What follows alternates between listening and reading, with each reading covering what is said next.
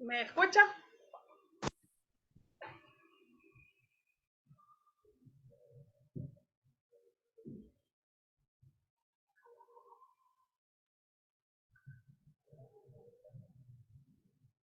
¿Logra escucharme, Ingrid? Tenía apagado el micrófono, sí, profe, le escucho. Bueno, gracias. Entonces le decía, con esto del Gafi, eh, realmente que fue del 2019-2020 que empezó como a escucharse más acá en Nicaragua. Pero no es nuevo que Nicaragua sea parte del Gafi, que se conoce como Gafi Lab, que es de Latinoamérica, ¿verdad? Donde estamos nosotros incluidos. Pero sí, el Gafi como tal, un grupo internacional y es de vigilancia. Esto se encarga para fijar los estándares para la implementación efectiva de medidas legales, regulaciones y también operativos para prevenir el lavado de dinero, como le decía, el financiamiento al terrorismo y también para prevenir el financiamiento de armas. Entonces, esta es un grupo de acción financiera internacional. O sea, ¿por qué es que empieza a hablarse de Nicaragua, en Nicaragua, aquí del Gafi? ¿Por qué? Porque se incluyen a obligados, nuevos obligados. Los bancos ya estaban dentro de las personas obligadas que realizan vigilancia. Por eso los bancos desde casi que su fundación, si no más me equivoco, ellos tienen una vigilancia. Si, ellos ya han establecido cuáles son los montos con los que usted hace un depósito cualquier otra actividad financiera de depósito, de retiro, de cuenta, para que usted demuestre para qué es el dinero o de dónde proviene el dinero. Eso ya lo hacían los bancos. Si no me equivoco, lo tienen desde $10,000. Ya debe de demostrar de dónde proviene ese dinero. Incluso si usted le dice, sí, es que yo acabo de vender un inmueble o recibí una donación, qué sé yo, lo que usted pueda alegarle debe de demostrarlo al banco. Entonces, si usted le dijo al banco que ese dinero que va a depositar a su cuenta es porque vendió un inmueble, el banco le va a decir, bueno, deme una copia de la compra-venta para que ellos puedan realizar ese depósito. Esa prevención siempre la han tenido los bancos. Pero entonces, del 2020 se hacen nuevos sujetos obligados, dicen. Y dentro de Profe, ellos, ¿sí? con las remesas también. ¿Cómo dice? ¿Tiene, tiene implicancia con las remesas? Con las remesas, eh, no están dentro de las remesas. Solamente que los bancos le permiten que usted reciba mensualmente hasta $3,000. Más de eso no le permite como remesa. Pero no, por eso no tienen una vigilancia o demostrar. ¿Verdad? Pero ese es el límite que permiten los bancos, recibir como remesas $3,000. ¿Verdad? Entonces no están dentro de ese grupo. Le decía entonces, Pero siempre han tenido ese limitante o es hasta ahora, con esto de que pusieron el GAFI más activo o más, digamos, más rígido, hasta ahora que tienen las remesas el límite de $3,000 o siempre ha sido así. siempre ha sido así. Las remesas No. no se afectaron con eso del GAFI, de la regulación. Las remesas no se afectaron. Incluso esto del GAFI tiene la relación que hacen ahora, la vigilancia que hacen ahora el Ministerio de Gobernación y con la ley de agentes extranjeros. La ley de agentes extranjeros dice no es necesario vigilar las remesas familiares específicamente. ¿verdad? Así. Entonces, no hay ninguna afectación o alteración del servicio de remesas que ya venía dando el banco desde antes de que se hablara más acá en Nicaragua del GAFI. Entonces, ¿qué es lo que sucede? Ahora hay más sujetos obligados, ahora los abogados, los notarios somos sujetos obligados en la vigilancia y la prevención de estas tres actividades que procura prevenir, ¿verdad? El GAFI. Entonces, los abogados en cuanto a la administración que hacen de los recursos de personas jurídicas, de personas naturales, cuando tienen algún vínculo con una persona jurídica, también por la administración de las cuentas bancarias. Si usted administra una cuenta bancaria, va a tener una vigilancia y se tiene como un sujeto obligado también. ¿Qué más?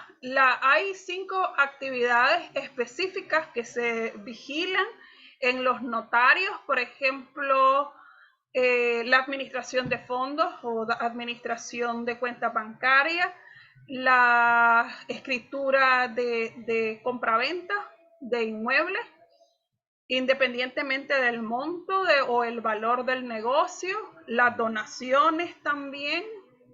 A ver, ¿qué más? La constitución, cuando se es representante legal de otro sujeto obligado, es decir, de una asociación, de una cooperativa, de una empresa. Entonces también entra en esa vigilancia y tiene que entregar un control de las actividades que se realizan, ¿verdad? Los contadores también entran de esa evaluación que hace o los sujetos obligados del GAFI, ¿verdad? Los contadores, al igual que los abogados y los notarios, tienen responsabilidades para tener una vigilancia de todas las operaciones que ellos autorizan. Los contadores, igual que nosotros, los notarios dan fe pública, entonces están dentro de esas medidas que deben de tomar, ¿verdad? Para regular esas operaciones que pueden entrar al lavado de dinero, al financiamiento del terrorismo y también al financiamiento para armas y otras amenazas que puedan darse, ¿verdad? A través de esto. Entonces, el derecho penal ahora regula, también está vinculado con esta normativa, con estándares de promoción y de prevención hacia la vigilancia, ¿verdad? De todas estas actividades que pueden realizarse a través de los bancos. Entonces,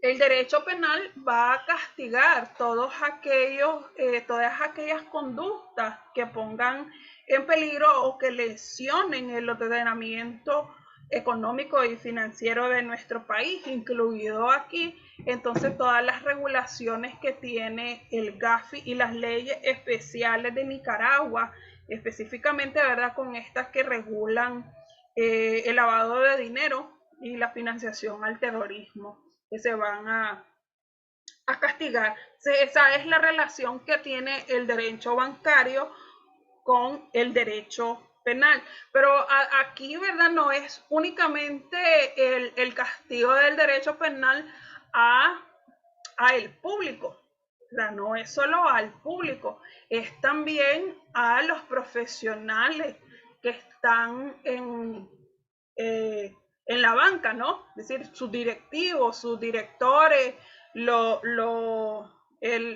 no sé si usted ha escuchado ahora con esto el término del beneficiario final también, que regula todo eso. Entonces se vigila y todos los delitos no están solo entonces enfocados hacia el público, sino también para los profesionales de la banca.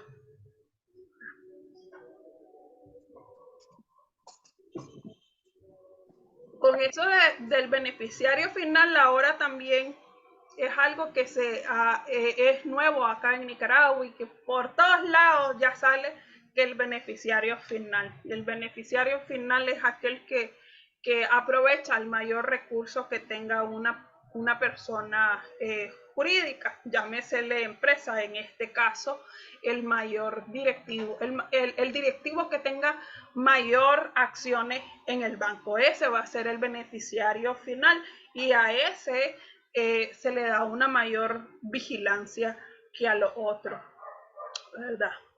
Entonces, con el derecho mercantil tiene su relación con el derecho bancario, sí, tienen una íntima relación. Habíamos dicho ya que el derecho bancario se tiene como una especialidad del derecho mercantil, ¿verdad? Entonces, en este sentido, es que hay una relación entre ellos. El derecho mercantil estudia el ámbito de los consumidores, los usuarios, que son parte de las relaciones con el comercio, ¿verdad? En el ejercicio de esta profesión. Particularmente el derecho mercantil regula la contratación, regula los negocios bancarios, regula los contratos de seguro, de responsabilidad de daños por productos defectuosos en los empresarios, la competencia desleal, lo del consumo, ¿verdad? Perdón, la competencia desleal contra los consumidores, ¿verdad? Entonces, estos son aspectos del derecho mercantil, pero que están relacionados también con la actividad financiera, bancaria, ¿verdad? Entonces, cuando no hay una regulación específica con el derecho mercantil y bancario, entonces también está la ley disciplinaria o la ley común. La ley común, que sabemos es el derecho civil y también el derecho administrativo, ¿verdad? Que regula todo este ámbito de las contrataciones con los bancos. Los bancos realizan contratos, por ejemplo, hay contratos de seguro, de vida, hay contratos inclusive de cuentas bancarias. Usted paga un seguro por la cuenta, si pasa algo, el banco va a responder sobre su depósito, ¿verdad? En esa cuenta. Los bancos hacen contratación también de hipotecas. Entonces, todos estos contratos están regulados por el derecho mercantil, también por el derecho civil y el derecho administrativo, que es el que busca la protección de los usuarios, ¿verdad? Y también el derecho administrativo que regula la competencia desleal contra los consumidores, al igual que lo hace la ley mercantil. En este caso, a través del Código de Comercio, ¿verdad? Que lo hace, que es nuestra ley mercantil acá. Entonces, en este aspecto, también tenemos acá al Estado, que ejerce un rol para regular y para definir las reglas de los agentes económicos en el mercado y también el desenvolvimiento de los particulares en una actividad económica propiamente dicha, ¿verdad? Entonces, esta es la relación que tiene el derecho bancario con el derecho mercantil, porque regula los contratos mercantiles que se realizan. Ahora, también vamos a encontrar una relación del derecho bancario con el derecho civil. ¿Por qué se relaciona el derecho bancario con el civil? Bueno, el derecho civil rige o regula las obligaciones, los contratos, las clases de crédito, las preferencias y privilegios, regula el apremio corporal, regula los mutuos, regula los contratos de seguro, de fianza, regula la hipoteca, aunque ahora tenemos también una ley especial de las hipotecas, ¿verdad? Entonces, pero el derecho civil regula entonces todo lo relacionado con los contratos civiles que realiza, en este caso, los contratos del banco tienen un aspecto mercantil, pero también un aspecto civil, en cuanto que el derecho civil establece cuáles son los requisitos generales de los contratos y de las obligaciones, ¿verdad? Entonces, y define todos los tipos de contratos.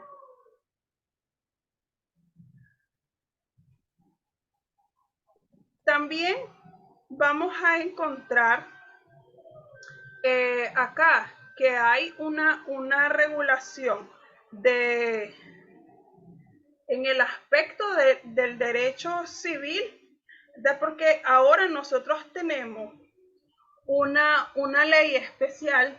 Esta es la ley de garantía mobiliaria. En esta se definen cuál es el aspecto de aplicación de la ley, su aspecto de fuerza legal que tiene esta disposición de la ley, ¿verdad? Y también se define cómo es que nosotros vamos a realizar los tipos de contratos de garantía mobiliaria. Y entonces todos los aspectos aquí a regular esta ley tienen que ver con la garantía, los contratos de garantía, el acreedor, el adquiriente, los bienes que pueden estar determinados, los derechos, ¿verdad? Y las acciones de garantías también que van a estar dentro de la regulación.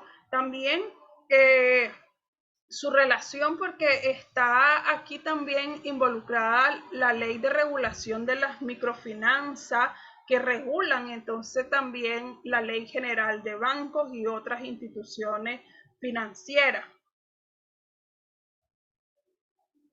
Entonces, todo esto, además de regular el crédito, la garantía en crédito o la cartera crediticia, como el depositario, los depósitos en instituciones financieras, regula el aspecto del deudor, del acreedor, que en este caso puede ser una persona natural o una persona jurídica, ¿verdad? Donde están involucradas, en este caso, el usuario y el banco. Entonces se ven aquí involucradas las instituciones no financieras, instituciones financieras y las microfinancieras también, que regula la Ley General de Bancos y otras instituciones financieras, ¿verdad? No bancarias. Entonces, esta es la relación que tiene el derecho civil con el derecho bancario. Hay un sinnúmero de regulaciones que nosotros vamos a encontrar, y la relación, ¿verdad? O sea, el marco jurídico en el derecho bancario es bien amplio y se relaciona por eso con estas ramas del derecho. Al menos estas podemos mencionar, pero nos pudiéramos encontrar otras relaciones con otras ramas del derecho, o con otras especialidades o materias del derecho también, ¿verdad? Porque el derecho bancario es amplio y vamos a encontrar alguna que otra relación con el derecho, ¿verdad?, que tiene en general. Pasemos ahora a lo que son las fuentes formales del derecho. ¿Qué son fuentes? Nosotros ya hemos estudiado el concepto de fuentes en otras materias del derecho. Se dice que las fuentes son aquellos medios de que se vale el derecho objetivo para manifestarse, ¿verdad?, exteriormente. Esta noción de fuente del derecho no es tan exacta. A veces se suele hablar con más precisión, por eso de que hay fuentes materiales y hay fuentes formales del derecho, ¿verdad? La primera, es decir, en las fuentes materiales, cuando nosotros nos referimos a fuentes materiales, vamos a estarnos refiriendo a aquellos elementos o fuerzas sociales que contribuyen a la creación del derecho. Por ejemplo, la tradición, en esta la convicción jurídica de los comerciantes, el Estado con otras personas. Y cuando hablamos de fuentes formales del derecho, nos referimos a esa forma específica y una forma externa en la que se el derecho positivo. De hecho, de los dos momentos que se pueden distinguir, que para la creación de una norma jurídica, como es, por ejemplo, la convicción jurídica en la conciencia popular y cómo vamos a exteriorizar esto, ¿verdad? En las teorías de las fuentes formales, nos interesa realmente identificar el modo en que se manifiesta el derecho en su lado externo, ¿verdad? Realmente no existen fuentes del derecho genuinamente productivas, sino es que vamos a ver que son únicas y esencialmente inventativas o de descubrimiento. Por eso decimos que el derecho, que la fuente del derecho no produce el derecho, sino que se limita a descubrirlo, se limita a inventarlo, ¿verdad? O a exteriorizar ese derecho, ¿verdad? De manifestar el derecho positivo. Entonces, de esto podemos decir que no existe una teoría propia de las fuentes del derecho. Esto obedece a que especialmente vamos a distinguir las fuentes del derecho civil. Ambos se revelan a través de dos fuentes esenciales: la ley y la costumbre. Pero también vamos a ver que aquí, ¿verdad? No existe realmente una diversidad de fuentes. Hay una diversidad de normas, pero no una universidad o una diversidad de fuentes, ¿verdad? Entonces, o está en la ley o está en las costumbres bancarias. Y así vamos a encontrar nosotros la fuente del derecho, de dónde proviene, cómo se descubre el derecho o cómo lo inventamos el derecho. Esa es en sí lo que nosotros vamos a encontrar, de dónde proviene el derecho, ¿verdad? Y generalmente decimos el derecho bancario proviene del derecho civil, que es una de las normas más antiguas que nosotros tenemos. Es el primer derecho escrito que vamos a encontrar. ¿Cuál es la jerarquía de las fuentes del derecho? Veamos. En la jerarquía siempre hay una jerarquía de fuentes. Nosotros hemos estudiado la pirámide de Kelsen. Usted se debe de recordar cómo están jerárquicamente distribuidas las leyes, cuál es el rango que tienen ellas jerárquicamente. Entonces también hay una jerarquía aquí con las fuentes del derecho. En los casos que no están esencialmente regidos por el código, dice, esto es para que veamos la jerarquía de las leyes, ¿verdad? Ya dijimos nosotros anteriormente que el derecho bancario es un derecho mercantil especializado. Entonces, en la esfera del sistema de fuente de la materia, tenemos que señalar el artículo 2 del Código de Comercio.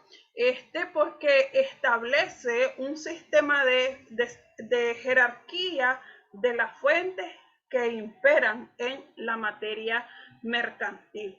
Entonces, ¿qué es lo que dice el artículo 2 del Código de Comercio? Dice, en los casos que no estén especialmente regidos por este código, se aplicarán las disposiciones del Código Civil y en aspectos de y en defecto de estos se aplicarán las costumbres mercantiles, prevaleciendo las locales o esenciales sobre la general. De acá podemos ver que hay una jerarquía en las leyes. Primero tenemos el Código de Comercio, el Código Civil y luego tenemos las costumbres. Y aquí en cuanto a las costumbres van a prevalecer las locales, ¿verdad? Que van a estar en este caso aplicadas.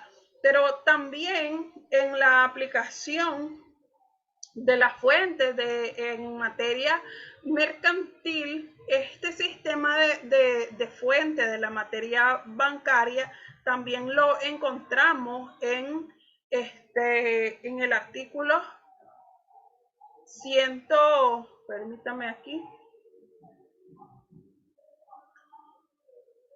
Ok, acá tenemos del derecho civil común, pero también tenemos lo que se rige en el Código de Comercio en cuanto a las instituciones de crédito, ¿verdad? Que el Código mercantil, el Código de Comercio dice de que las instituciones de crédito se van a regir por ese código, es decir, el Código de Comercio. Y también puede inferirse que es posible que esta fuente del derecho mercantil especializado, que ya decimos es el derecho bancario, viene a alterarse sustancialmente por colocando primero la ley bancaria, luego tenemos entonces la ley mercantil y en tercer puesto vamos a encontrar lo del derecho civil, ¿verdad? Esa es la jerarquía que podemos asignarle a la fuente del derecho. En primer lugar, entonces, vamos a colocar la ley bancaria. En segundo, tenemos la ley mercantil común. En tercer lugar, tenemos el derecho común, que en este caso es el Código Civil. Y en cuarto lugar, tenemos las circulares, ¿verdad? Que son las resoluciones de las instituciones, en este caso de la Superintendencia de Bancos, que regula, ¿verdad?, todas estas actividades.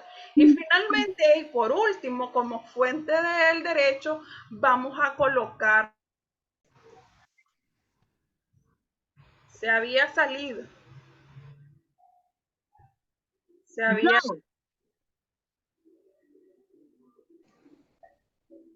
Se había cerrado, ¿verdad? Ah, sí, de pronto no las sigue escuchando. Profe, yo le preguntaba que si estas que estaba mencionando son las fuentes del derecho bancario. Fuentes del derecho bancario, así es. Y Y entonces, esta es la jerarquía de las fuentes del derecho bancario. la jerarquía. Entonces, aquí puede observar cómo es que se coloca la jerarquía de la fuente. Ya se nos va a terminar el tiempo. Lo vamos a ver aquí. Ahí en plataforma usted tiene el contenido completo. Pero veamos, Okay. la jerarquía de las fuentes del derecho bancario. En primer lugar tenemos la ley bancaria. La ley bancaria. En Que sería la segundo, 561. así es. Ajá. O sea, la ley bancaria, ahí vamos a incluir todas las leyes que regulan a los bancos y también no solo la ley entonces 561, sino la ley 316, por ejemplo, que es la ley de la superintendencia de banco. También tenemos la ley 551, que es la ley de sistema de garantía de depósito. La ley orgánica del Banco Central de Nicaragua también, ¿verdad? Entonces, cuando hablamos de ley bancaria, nos referimos a todas las leyes que regulan esta actividad y a las instituciones bancarias, ¿verdad? Entonces, en primer lugar, la ley bancaria. Segundo lugar, tenemos la ley mercantil. Tercer lugar, vamos a tener el Código Civil. En cuarto lugar, tenemos las circulares o resoluciones de las instituciones administrativas. En este caso son las resoluciones o circulares de la superintendencia de bancos y de otras instituciones financieras, que son los que hacen la vigilancia a los bancos, y también la superintendencia de bancos es el órgano administrativo encargado de aplicar las sanciones administrativas, como el cierre de las sucursales, de los bancos, ¿verdad? Entonces, en cuarto lugar, entonces, las circulares o las resoluciones de la superintendencia de bancos. Y también, como último lugar, en el puesto número 5, tenemos los usos bancarios. Que ya esto de cuando que nos referimos a uso bancario, vamos a decir acá que es lo que nosotros conocemos como la costumbre, ¿no? En las condiciones generales que se ven la contratación. Los usos bancarios sí juegan un papel destacado en el sistema de fuentes bancarios, debido a que la legislación en esta materia a veces carece, ¿no?, de una reglamentación o tiene un fragmento incompleto en la ley. Entonces hay que buscar cómo suplir, ¿verdad? Entonces, y la labor reglamentaria que lleva a cabo aquí la superintendencia de banco. Entonces, esa se tiene como último recurso o como última fuente del derecho bancario, las costumbres bancarias. De modo de que en estos casos sirva como un medio de interpretación que va a complementar la voluntad del legislador, todo lo que haya carecido, que no esté en el fragmento de la ley escrita, ¿verdad? Entonces se rige por las costumbres bancarias en cuanto a los contratos, por ejemplo, en las condiciones generales de la contratación que hacen los bancos, en la libertad que tienen los bancos para aceptar o simplemente no contratar, ¿verdad? Entonces, como esas garantías, ¿no?, que pueden surgir a favor de los bancos, a favor de las operaciones que ellos hacen, pero también vigilando las condiciones generales de los bancos, de modo de asegurar también al consumidor o al usuario. Pero se hace como el último recurso. Los bancos principalmente van a actuar conforme a la ley bancaria en cuanto a su constitución, en cuanto a la forma de prestar su servicio, en la forma de la contratación, en la forma de las garantías bancarias, en cuanto a la ejecución, por ejemplo, de los títulos y de los contratos que ellos hacen. Los bancos tienen preferencia Algunas son, algunas preferencias, decirles, son como superiores al usuario. Los bancos tienen muchos privilegios, pero esos privilegios y las garantías de ejecución deben verse desde la principal fuente del derecho bancario, que es la ley escrita. Y por último, entonces, lo que cuando carezca de más es ya la costumbre bancaria. ¿Cómo es que se ha ido realizando esa actividad? Pero por lo pronto eso es verdad lo que rige en cuanto a la jerarquía de la fuente del derecho.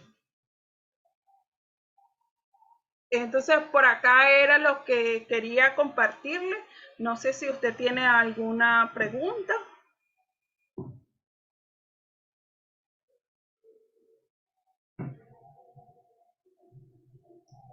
El micrófono, Ingrid.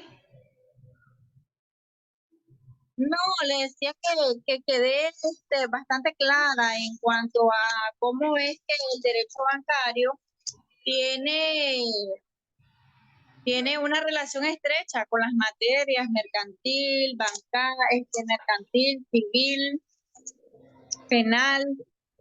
Sí, Entonces, sí, lo único pues que no tenía mucha noción era en cuanto al uso, en la parte donde dice que sería el uso de los bancos como fuente del sí, derecho.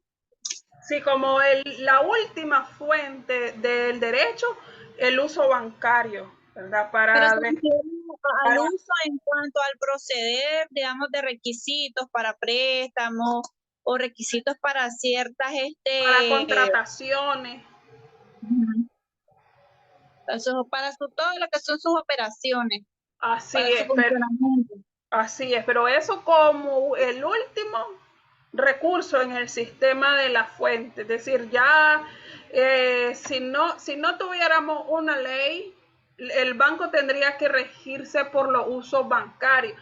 A esto de uso lo vamos a poner como las costumbres, ¿no? Las costumbres, que es lo que han hecho los bancos por, en la historia, la forma de su contratación y la forma de dar su servicio. Pero ya eso es si nosotros careciéramos de una ley. Pero acá tenemos la ley bancaria, entonces los bancos se rigen toda su actividad por la ley. Ah, bueno. ¿Sí? Bueno, Ingrid, entonces por acá terminamos el día de hoy. Puede revisar la plataforma y le recuerdo que hay tarea.